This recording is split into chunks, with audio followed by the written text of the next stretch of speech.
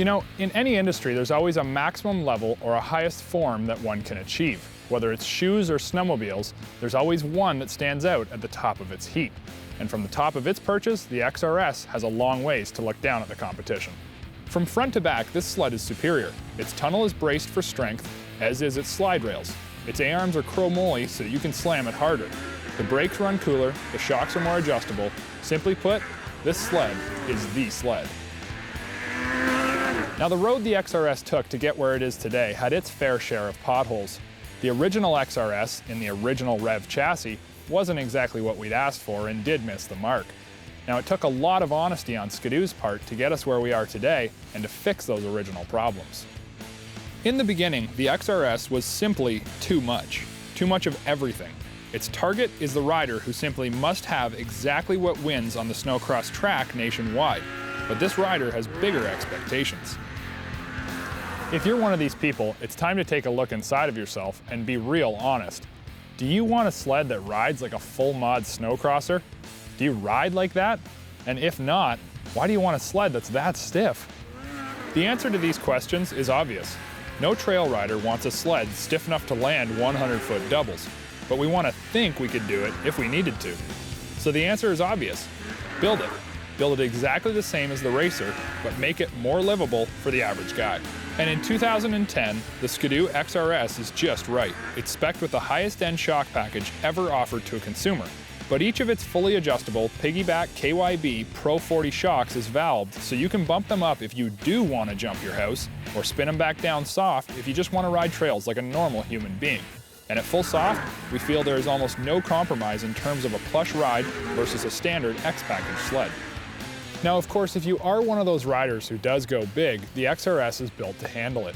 Featuring the same tunnel as the race sled, the XRS has the same gussets and bracing and will always take those big impacts with ease. On top of that, the skid frame is a beefed up SC5.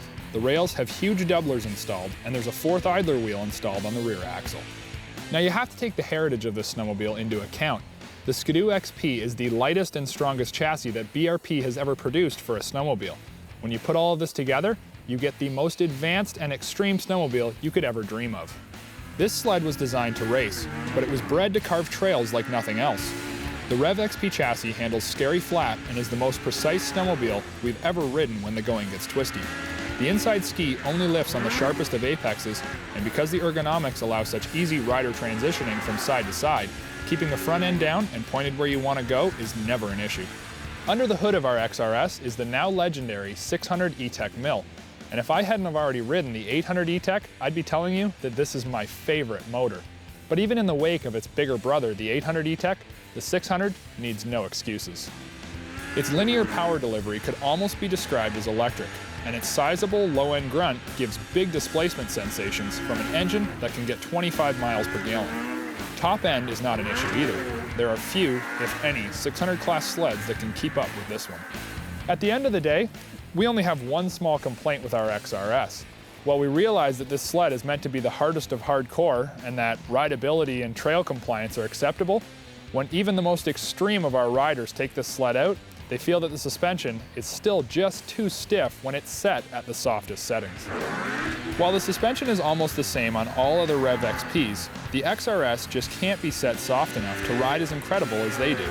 So our suggestion is to take the shocks and set them 25% softer from the stock settings. This would allow the rider to go for a bit softer setting without sacrificing the stiffness that the hardcore guys will appreciate. Now, with that being said, none of us were ready to give up the XRS when the time came to swap sleds, especially those of us who like to test our limits.